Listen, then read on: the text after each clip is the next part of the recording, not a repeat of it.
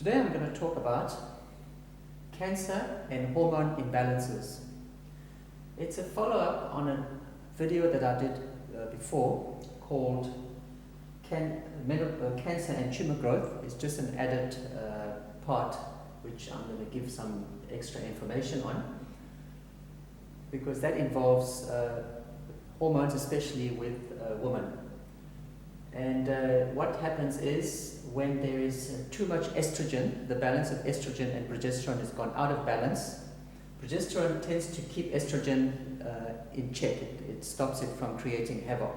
However, when estrogen is unopposed, it's out of balance, it switches on it can switch on cancer genes. So one can be susceptible to that. So how does the body get to a situation where this problem happens, where it's out of balance? I will explain to you in this video and what steps you can take to reduce that risk. I'm Alan Warnitz. I'm a nutrition expert. I help people restore their health using nutrition knowledge. And I also help people become less dependent on drugs and medications, so they can live a life of drug-free if that's their choice.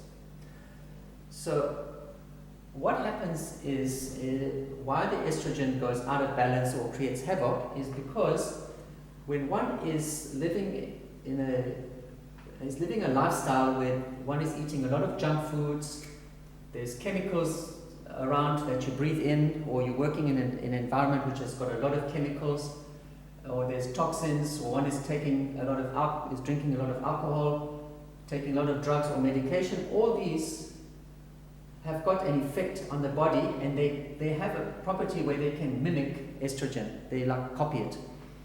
And that mimic of estrogen, or it's like you've got extra estrogen from an external source now, which actually disrupts the hormone production and the hormone balancing. So this form of estrogen, they call it xenoestrogen. Xeno means strange, it's like a different form of estrogen. So now you've got your normal estrogen, which comes from the ovaries. So before menopause, the ovaries produces estrogen and progesterone. At menopause, the ovaries no longer produce progesterone and estrogen. It's the adrenal glands that produce it. I have created a video which also explains how the adrenal glands work on the topic of menopause and adrenal glands. So what does the xenoestrogen does is that this is your cells now, and your cells can multiply. So what happens is you have estrogen which docks at the cells here and talks to the cells. Now the xenoestrogens, what they do is they add more receptor sites, so it creates a bit of havoc there. And if you suddenly have a dominance of estrogen, which puts the progesterone out of balance, it can trigger that cell to actually multiply and can turn into a tumor. So that's what this is happening here. So there's a multiplication of receptors, and the more receptors have, the more likelihood there's going to be tumor growths, which means what happens is when a new cell is produced and it dies, there's a continuous production of this. That is explained a bit more in the first video of cancer and tumor growths. So as I said, if estrogen levels go very high and the progesterone levels goes to 0, cancer tumors more likely, and the immune system becomes compromised and it drops. So there's a double whammy here, because when the immune system is going well, is running well, is working, cancer cells are not able to really grow, and that's also explained in that previous video. So you want to have less of a risk, and you want to have a good immune system. Now, when you balance the level, so you have to have a certain amount of estrogen and you have to have a certain amount of progesterone, because these are the sex hormones. So if you don't have them, you're going to have a problem with your sex life. So you have to have them if you want to have a good sex life. So the levels have to be brought to a certain level, but they must be balanced. So when the progesterone is balanced now, and there's a higher amount of progesterone which is made naturally by the ovaries, it switches off the cancer genes and it rebalances the cell rejuvenation. So cell production and cell dying happens in a normal fashion. It doesn't go out of balance, it doesn't go out of proportion. At menopause, I think as I explained before, menopause, there's no more ovaries, there's adrenal glands, same story. What happens in menopause? Progesterone, the estrogen levels drop quite dramatically, and progesterone can drop to 0, so you have the estrogen unopposed, and you have that onset here. And so I've got a different video that explains that. Now, what can you do about it? First of all, these toxins, these foods, you need to work out to eliminate them. So I'm going to give you a link of foods, junk foods that have, what are they? What are they contained? And what you can do to make sure they are not part of your diet. The other thing that also upsets the estrogen is contraceptive pills. So if you're on a contraceptive pill, there's a constant estrogen stimulation. At menopause, if you're on hormone replacement therapy, same story. It upsets because these are external sources of estrogen which are coming into the body, so it upsets this balance here. So this can go, instead of being at this level and normal, this goes much higher, this goes lower, and that difference is what creates the triggering of the possible triggering of cancer. So there's another. So you've got junk foods here, toxins, contraceptive pills, hormone replacement therapy. So what can you do? Let's say you can't stop all of these things, but there's something you can do. You can sort of try and reduce them. But what you can do is you need to work on your liver. Your liver is the one that takes the most knock. The liver, what it does, it filters. It's a non-stop working filter. It filters all the junk toxins. When your food digests, there's waste, it has to filter the waste. When you're taking on toxins, it has to filter that toxin. When you take on drugs or alcohol, the liver has to filter all of these things.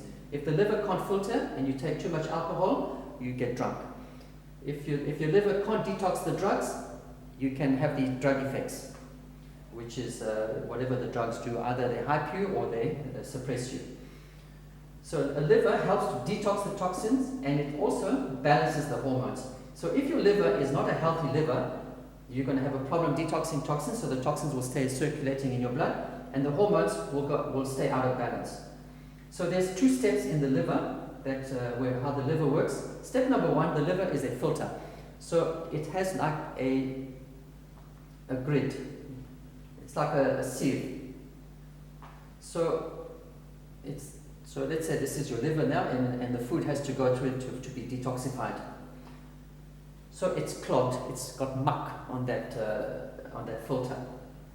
So how do you take the muck out so that the filter can be cleared and that all the food and stuff to be detoxed can go through the liver?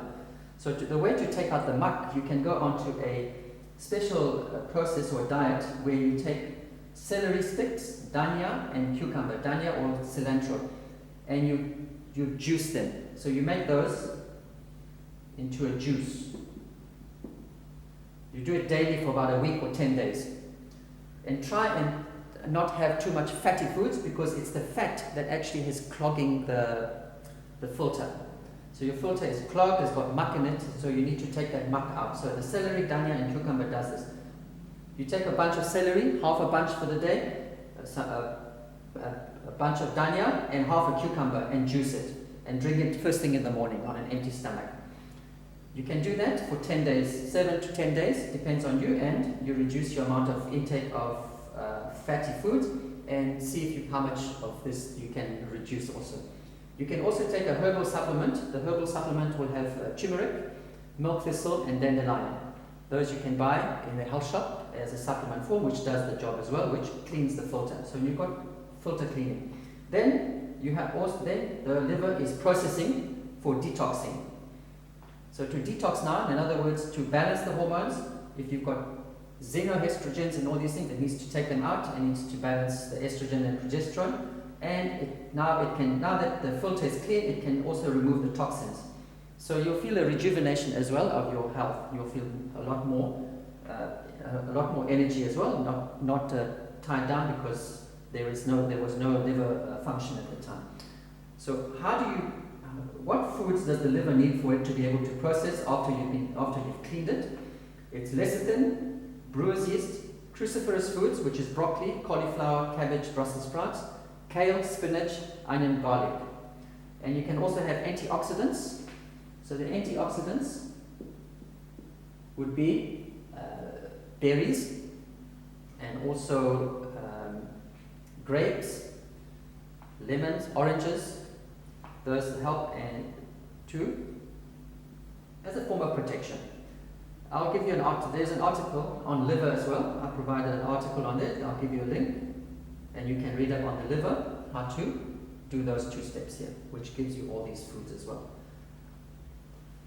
I think that's all I can say about that. So if you have learned something and you can help yourself or help somebody else, if you know somebody else who's got that problem, make this information known and help people live a longer lifespan than to be affected by cancer due to things. So if something can be done about it, you can change this and you can reverse the situation. Thank you for listening. I'll trust to hear from you soon. If you want, I provide a health questionnaire which is free. I can give you a personalized health analysis and give you some recommendations. The link will be given to you in the questionnaire. Thank you.